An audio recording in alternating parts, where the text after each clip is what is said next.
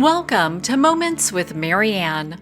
This is your host, Marianne Pastana, and I am so excited to be celebrating 10 years of meaningful conversations with you. As we step into our new primetime hour, it's such an honor to share this exciting new chapter with you. So whether you're starting your day out, headed to work, or listening from wherever you are, this hour is designed to bring you thoughtful dialogue, fresh insight, and inspiring stories so you can make every moment count. So thank you for being here with me today, and let's dive in.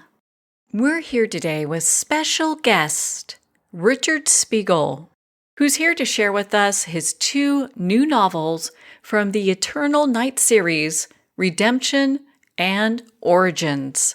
When love, immortality, and power collides, what happens when becoming the monster is the only way to survive? Well, today's guest is going to dive into his novels that share just that. Richard Spegal is a storyteller who weaves together magic, mystery, and the darkest shades of imagination. His worlds, such as those in Eternal Nights and the Werewolves and Ravens trilogy, challenge what we believe, force hard decisions, and explore how much of the truth can survive in shadows. Richard serves as an officer in the Pennsylvania National Guard and has a long history with the 82nd Airborne Division. So welcome to the show, Richard Spegal. Thank you for having me. Well, what an honor it is to have you here and to talk about the books you've written. My goodness, what a writer you are. I think maybe we should start the actual beginning. Like, what was the first book you wrote and what's inspired you to write? There were a lot of things that I wrote in high school. That's when I started writing off and on, just like short stories and other things. All that kind of stuff kind of got scrapped. And it was later on that I started writing my first novel in the Eternal Night series with vampires because I didn't see anything really out there for adults. And since I couldn't find anything, I decided to just make it. Well, that makes that pretty easy. So, when you decided to start writing fantasy and paranormal stories, how did that journey lead you to the books you've published today? In the beginning, it was kind of just like a part-time hobby, because I had to work a job and things like that, and I had a family. But then after a little while, I decided to just try to do it, well, not necessarily full-time, but I knew that I would have a lot of free time when we were on deployments and stuff like that. So that's when I started actually getting the stuff published. And then once I opened that genie, I couldn't put it back in the bottle. So it was nothing but just my head full of just a bunch of crazy fantasy and fiction worlds that I just couldn't put down on paper fast enough. Okay, so let's dive into your first book that you wrote. I'd love to hear about it. The first book was Redemption. It's the first part of the prequel to the Eternal Night series. Compared to my other books, it's a little bit more, I don't want to say on the normal side, but it doesn't get as graphic as a lot of the other books do because a lot of it is more world building. There's a lot of characters to introduce and a lot of things to set up so that way everything makes sense to the reader. So I've gotten a lot of good feedback about that book, but it doesn't contain a lot of the, let's just say, brutality that a lot of the other books do. And so, why don't you share a little bit about that story with us without giving away any spoilers? Well, the main idea for the prequel was I had to set everything up because I knew that it was going to turn into like an enormous series. So my main characters, the protagonists, are an extremely old married couple who are vampires. They were turned at the same time. So they're over 900 years old and they're just kind of living their lives, wanting to be left alone. And the first book focuses more on the religious aspect of it because the hardest thing about writing vampires, especially the scope that I'm writing, is despite how many things are out there about vampires, there's almost no effort to describe what they are. They're either written off as demons because they're the bad guys, and we don't care because they're the bad guys, so they're just there to kind of get wiped out. There's a couple of things here and there that approach it as a virus, but so I had to I wanted to get the religious aspect out of the way. Like they think they're demons because they grew up in superstitious times. So the main antagonist in the first book is an element of the Catholic Church. So they can challenge that whole demon idea. get that out of the way in the first book until I was able to flesh out more character development on further books. That is so fascinating, especially looking at it from that perspective. So you dive into more of their lives as they're older? Yes, because it makes sense. I focus on realism. Like my characters are real people. They think, they act, they make decisions like an intelligent person would. And like in the first book, when their ideas get challenged and they decide, wait, maybe we were wrong. Maybe we're not demons. The first question an intelligent person's going to ask is, well, then what are we? And that's a really tough question to answer because I have to make logical I have to make logical arguments for a mythical supernatural immortal being, and I have to find a way to explain that logically, which is what starts happening in the second books or in the second book. And then the main series is far, far into the future where they're still learning what they are. And it just gets revealed a little bit by little bit in each successive book. Well, so let's talk about your second book, Origins. Can you share about that? The biggest difference between Origins and Redemption is that a lot of that world building's already done. So the books are about the same length, but the main difference is Origin focuses around a very, very small number of characters. It's just the couple of protagonists, couple of antagonists, and that's it. It's like five people, except for a little tiny side plot that's sort of off in the background. But there's like only five main people in that entire book. So a lot of the interactions are a lot more personal. And that book, there's a lot of graphic brutality and psychological stuff that happens. And the idea is by the end of that book, most of the questions are answered. Like they know what they are. The audience knows what they are at that point. And then it's just so most of those questions get answered, and then it's just like a small cliffhanger leading into the next to the main series. I don't want to spoil anything about the book, so I don't want to give away any reveals or anything. I completely understand. Well, so let's move on to then the next book that you wrote. I believe that's Wolves and Ravens. Yes, writing science fiction takes a lot of research, so I knew that would take a lot of time. So in the meantime, I decided to write the Wolves and Ravens trilogy, which is just, it's dark fantasy. I didn't expect to have as much fun with it as I did, so I ended up writing all three books in about a year, maybe like 15 months or something like that. That is like I said, it's fantasy. The book focuses on three main races, the wolves, the ravens, and then normal people. And they're trying to figure out what's wrong with their world. Like there's lots of bad things happening. Nobody can figure it out. Their history doesn't make any sense. So the characters are just stuck in trying to research something that the world as a whole doesn't want researched. Lots of intrigue there. And so then we move on to the next book. Well, the first book in Wolves and Ravens, just like the first book in Eternal Nights, there's a lot of world building. So, and again, in the second book, Choice, a lot of that world building and setup is done. So that book, there's a lot more action, a lot more graphic brutality and things like that. You get introduced to the idea. There's a little bit of it in the first book, but in the second book, you truly get introduced to the idea that while all this stuff is happening on this one world, there's different people watching it and observing it from different celestial realms. So there's more actors on the stage than the people in the book actually realize. And it comes to a head because the main antagonist and his following, the reason the book is so brutal is because they are brutal. Like I don't really deal with kind of like good guys and bad guys. I deal with like pure good and pure evil. So my books are very extreme when it comes to like conflict and stuff like that. Yeah, the both kind of very black and white with the character building that you have there. And is that the same with Broken Angel? Broken Angel, it takes place a bit further into the future. At the end of the second book, Choice, you get the idea that it's over. Like the good guys won, the battle's over, everybody's happy. But at the very very end, you get introduced to that whole thing that I mentioned, where the world is being watched. And in Broken Angel is where it really comes to the conclusion when the real forces behind everything decide to make their move.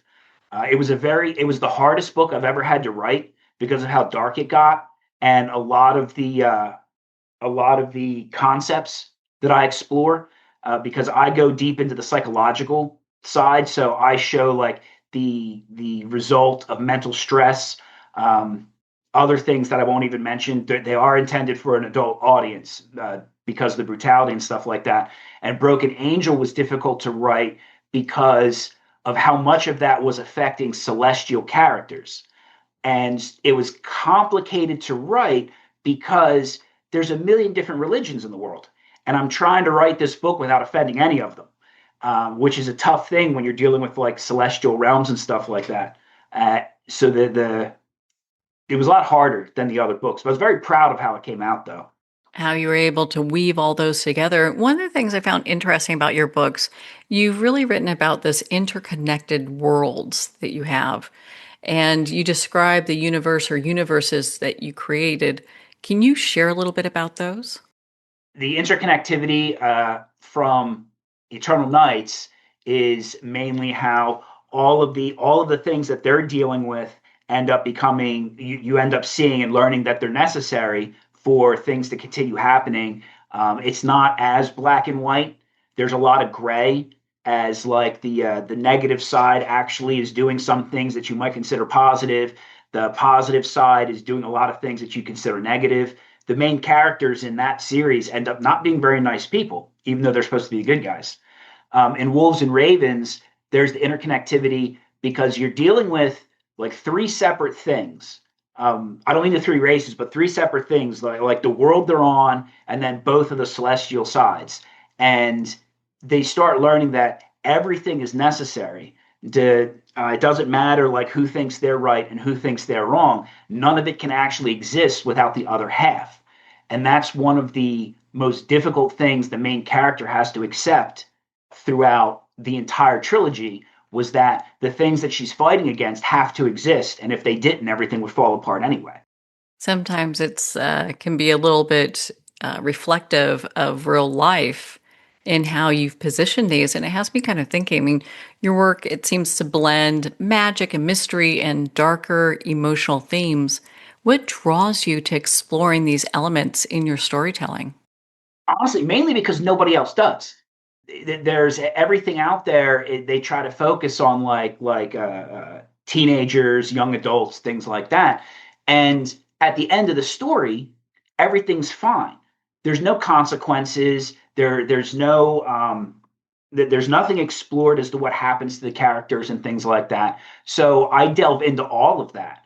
I've had my own mental and behavioral health journey, which got me medically retired from the military, and that's something that I deal with on a daily basis. So it makes it a lot easier for me to write stuff like that.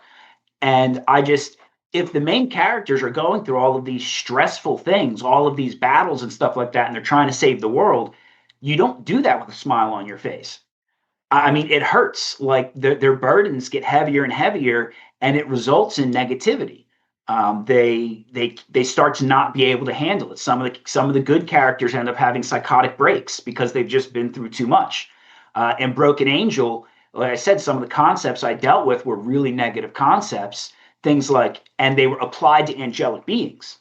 And for some people, it's hard to accept something like that from an angel. For an angel to actually, their mind to go so far in one direction that you're dealing with an angel who's contemplating suicide or something like that. Just like concepts that nobody thinks about. But when I see people who have read my work and stuff like that, they love it. They love the realism and the immersion of exploring all of those corners. So earlier you mentioned that while you were on deployment, you were doing some of this writing. Were you writing all the books during that time, or was there a few that you were actually focused on? At that time, my first book, Redemption, had already been done. I just hadn't done anything with it. So when I gave that book to a publisher, I primarily was working on the sequel, Origins.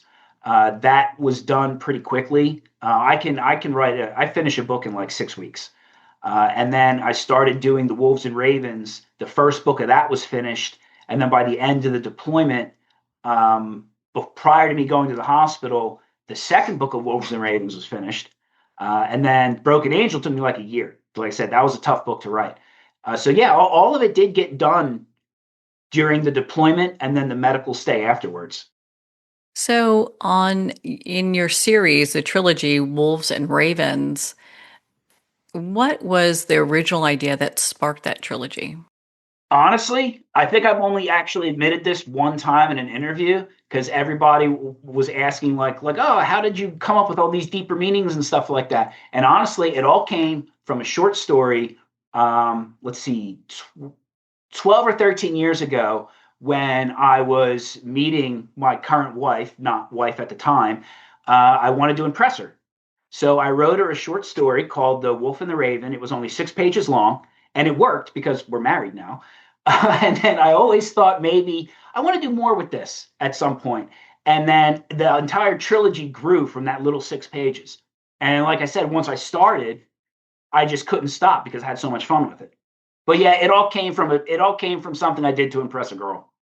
Okay, like a little love letter. Okay. Basically, yeah.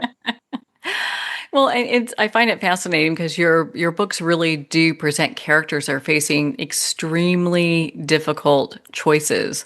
How did you approach character building, especially for those who are navigating these kind of moral challenges? I let a lot of this is just because I'm crazy. So a lot of this stuff sort of just works itself out in my head without really conscious thought on my part. Uh, I created characters that to me were real people. They were designed as real people who act, talk, think, and make decisions like real people. So the whole thing just grows organically. The books are not outlined. I don't even think about what's happening in the books anymore. It just sort of comes out because the characters create the story as they live their lives. And when it comes to when they have to face like darker things or heavy choices and things like that, the choices are made based on what the character would do. Like things are not forced like they are in pretty much all entertainment. You don't have a character making a choice they would never make, but they have to do it anyway so the plot can happen. No, everything grows organically from the characters. They push the plot, they push the story, and they're the ones who tell it. So I find it interesting. So you have these books that are for adults. There are lots of vampire books that are available for young adult readers and what have you. What kind of experiences were you hoping to create for the adult audience with these books? I just want, because I'm an adult, and in my entertainment, I want my entertainment to be complicated so I can think about it, and I want it to be realistic. And none of that stuff is realistic. There's a lot of, let's just put it this way, it's focusing on young adults is good business because, especially in the movies, because one person is two or three movie tickets because the parents have to take them. Young adults are the ones that get more for no reason emotionally invested and make stuff up and things like that. That's why so many popular series are YA novels. But I'm not a young adult. Like I said, I want something that makes you think. I want something real. I don't want my vampires to be just a regular person wearing fangs who glitters in the sunlight. That's just god awfully stupid. So I started writing it, and I say it's for adults. A lot of the not just because of the violence and stuff like that. A lot of the things like the characters are married, so that's the kind of romance that a young adult might not appreciate. Whereas an older adult understands long-term relationships, so they see the romance where another person might not. And then a lot of the concepts where a young adult may have heard of it, but they've never experienced it, so they might not enjoy it as much. So has your background in the military, has that influenced your writing and your characters at all? The writing, yes, especially in the Eternal Night series, because since that's a series that's taking place in the real world, and it's the prequels modern time, the military experience lets me reference equipment and weapon systems and stuff. So the action scenes, because they're not just vampires that just throw magic around all the time. They have an army that has weapons and equipment, and the people they're fighting have an army who has weapons and equipment. So knowing what that equipment is allows me to get really detailed, and have it be realistic because it's all accurate. And then even in the science fiction series where there's militaries and stuff like that, I'm still able to use what I know now, to write all that stuff more real. So the background is more realistic thanks to the military. So, were there places that influenced your books? I would say the military experience as a whole influenced a lot of the background flavor information. The time I spent on deployments, especially when I was younger, that influenced some of the realism where I thought about. I got rid of the pretense. There was no real pretense in my writing anymore. I realized that if you're going to write, just get it out there as realistic and as detailed as possible. Don't worry about coloring things in a positive light for no reason, because then you take away the realism. So I guess that time spending in the real world that a lot of people don't get to spend unless they're in the military did help with a lot of those parts of the writing. And then the second deployment to Egypt and then my hospital stay afterwards, that gave me a lot of experience in the darker sides of mental health and behavioral disorders because of what I have to go through, which allowed me to do that terrifyingly realistic. Do you feel like more people who are in the military or veterans of the military really kind of gravitate towards your book series because there's something there that resonates for them? I would think that that would be my primary audience, people in the military. Any adult. My market research, I got 92% approval. So according to my market research, that's a pretty high number. But I do think that maybe people that have served in the military might be able to handle it better, might notice some things that civilians wouldn't notice, so get a little bit of extra enjoyment out of it. Earlier, you mentioned doing research for the books. Can you share a little bit about the research that was done and how it influenced and maybe shaped the worlds that you created? A lot of the research, so all of the research is designed just so that way when I write the books, they're as realistic as possible. Now, with Wolves and Ravens, that's not only fiction, but it's fantasy. So I can make up whatever I want. I don't really have to research too much for that. A lot of the research I did was medical and anatomical research because I go realistic down to the smallest detail. So if there's a particular fight scene happening and something happens, I need to know medically how the body will respond to that. So I know what color the blood might be, which body part was damaged, what organ is in that spot. And people who read it probably never even notice anything like that. But I was very careful to do it that way. And then in Eternal Nights, even something like the vampire's fangs. I referenced them as being 6 centimeters long. It was just a random thing that I referenced. But then I did research and I realized 6 centimeters is too long because the vampire's biting your neck. They're not biting your vertebrae. So I shortened the fangs to 4 centimeters for that single bit of extra realism because 4 centimeters is long enough to bite into your carotid artery without getting to the bone behind it. So now my vampire's fangs are realistic. And then the science fiction, oh my God, I'm researching everything. I'm researching star charts, what kind of technology we have today, logical advances in that technology. I'll have to do like 20 or 30 minutes of research just so a single sentence is right. As far as what the characters are referencing. So if you wanted to, you could actually Google it, go to a star chart, and you could see that what they're talking about is really there in the real world. I think that's so intriguing how you really put that much detail into your book. When you begin to write a new book, what comes to you first? Is it the character? Is it the world or a central kind of theme? It's the characters, the world. I would say has already been created because all the books are happening in the same, the same universe that I've already created, and it's the characters. And as I said before, like, I spend more time in these fantasy worlds than I do in the real world. It's great for writing, but it's very stressful for the people who have to live with me, like having to do things like real work or spend time with my wife and kids and things like that. Because there's a lot of times where I can't tell the difference. It's one of the reasons why I was removed from the military. But as I said, it makes for great writing. And the stuff that's going through my head right now is pretty much like 10 books further down the road than what's actually available to the public because it never stops. And the more I write to get it out of my head, the more stuff, the story keeps getting pushed further in my mind. So I'm sure there are many other books that you have that are going to be coming up soon. Basically, as quickly as I'm allowed to publish them. Apparently, there is such a thing as publishing too quickly. I guess it's like bad business to throw three books out there at the same time. You're supposed to wait for like hype and stuff to build up in between. Because I've got my next one, which will be the first science fiction one, should be out by early May at the latest. I'm doing the final edits on that one now. I have more written, and it just comes down to how quickly the publisher will let me publish. I maybe like 9 months in between. I think that's normal, something like that. So, how many books total do you think that will be in the Eternal Night series? Infinite.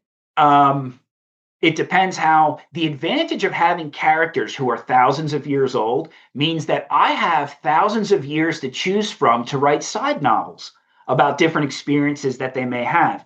Each main character in the series is going to get an origins novel.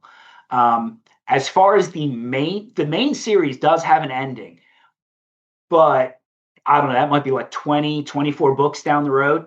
And then, like I said, there's always an opportunity to write side adventures that happened all over the place. So yeah, I'm just going to keep writing. You've got many stories to continue here, it sounds like, and many different directions to go in. And it's interesting because you often hear of readers that get so immersed in the fictional world. What do you hope readers experience or reflect on when they're reading your books? Exactly what you just said. Total immersion. And that's what happens when you have good characters. When a reader can just, I don't want them to like the work. I want them to be emotionally invested in what's happening. I want them to get furious when bad things happen. I want them to be thrilled when stuff works out. In Origins, the whole final third of that book is horrifying, and just because of how bad things get for the characters. I want people to read that and be flabbergasted, immersed. Like I want them to be upset, to like thinking like there's no way out. And I have had people like contact me and tell me like how much they like something because of how horrifying it is, like how realistic. I've talked to people that have had to actually put the book down, like they had to take a break because things like it affected them so emotionally that they needed a break and to go back into the real world for a little while. That's what I want. Well, it seems that your books really kind of explore in their stories truth and transformation and surviving in the darkness. What do you want readers to take away from those? I'd like people to think about themselves when they read the books, especially like I said, it's geared towards an adult audience, people who have more life experience. And I'm hoping they see things in the book that resonates with them and maybe makes them feel better about certain things. Like they're reading, like we read for escapism, enjoyment and escapism. So you might be reading to escape something that you don't want to deal with in your real life. And then because of how realistic the books are, you're reading about a character who's dealing with the exact same thing. And eventually, through whatever set of circumstances in the books, things work out. And then you're happy for that character in the book, but maybe you stop and think about things from your own life. And in First Law, the biggest, and I wrote it in the dedication, the whole thing about wolves and ravens is that their entire world is based on one law that was written down. And I take that to tell people just because something's written down doesn't mean you have to do it. You can change it. And just because it's not written down doesn't mean it's not allowed. I mean, this is America. We have changed our country many times in the last 250 years because it wasn't what we wanted. And then in choice, for people to understand that no matter what the situation is or how bad things get, you always have a choice. And choices have consequences, but there's always a choice, even if you can't see it. And again, in the dedication, I basically wrote a blurb. If you're somebody who truly doesn't believe they have a choice, that is one of the hints to maybe seek help. Maybe realize that you're not in things alone and stuff like that. I'm hoping people get all kinds of stuff out of these books when they read them. Well, there's so much there for people to dive into. Is there any type of myth or folklore, or maybe even some supernatural themes that you have gleaned from in writing these books? Not really. because the thing with the fantasy is you just make it all up. So I didn't really research any. I mean, I've read fantasy. I enjoy fantasy, the fantasy genre and everything, but it's not like I really researched any particular folklore and stuff like that in writing the book. The closest thing I did to that was in Wolves and Ravens. The ravens are modeled after Chinese women, and people have asked me why. And it goes back to what I said before. The original story was written for my wife, who's a Chinese woman. That's the only reason why the ravens are all Chinese women, because the original story was written for my wife. So I've had to research a lot of language. I don't take the culture. I just took their women and some language. And I've needed help to research stuff like that. And then the normal research that we already talked about for Eternal Nights. You've done quite a bit there. And I love how you have that all coming together for your wife too. That's very sweet. And that's interesting because when people look at your books and pick them up, I think that's one like hidden little gem that most people wouldn't really understand unless you explain it. Yeah, I think I might, not for a little while, but I'm probably going to write a prequel for Wolves and Ravens.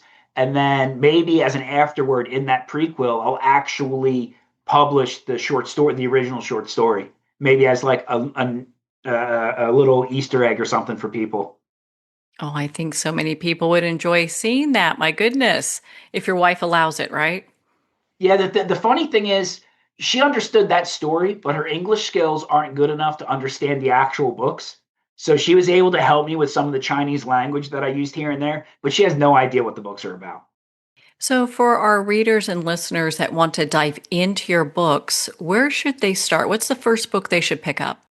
I would say, well, either Redemption or The First Law. It depends what they're into. I mean, you're going to want to start with book one. And if you're more into like the modern world, supernatural, normal conflicts and stuff like that, then you definitely want to gravitate towards Eternal Nights.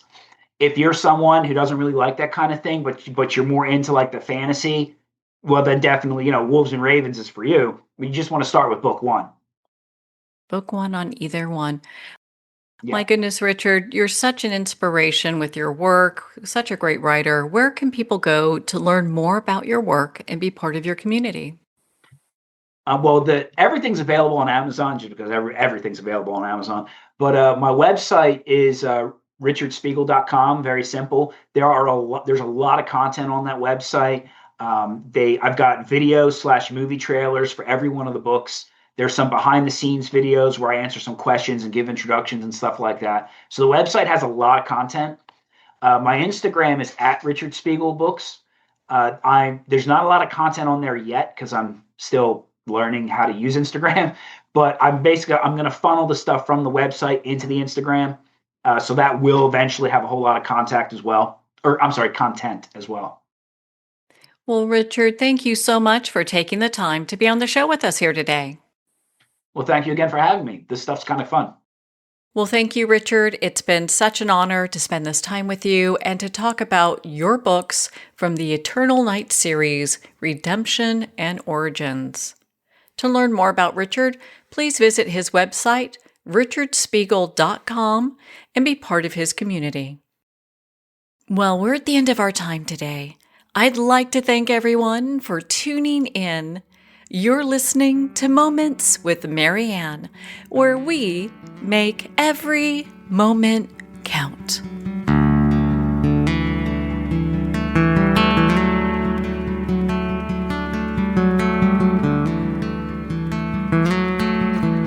In a single moment, your life can change. Moments with Mary Ann is a transformative hour that covers an endless array of topics with the best of the best. Her guests are leaders in their fields, ranging from inspirational authors, top industry leaders, and business and spiritual entrepreneurs. Each guest is gifted and a true visionary, a recognized leader in her own work, and while teaching others to develop, refocus, and grow, Mary Ann will bring the best guest and sometimes a special surprise. Don't miss this. You never know just which moment will change your life forever.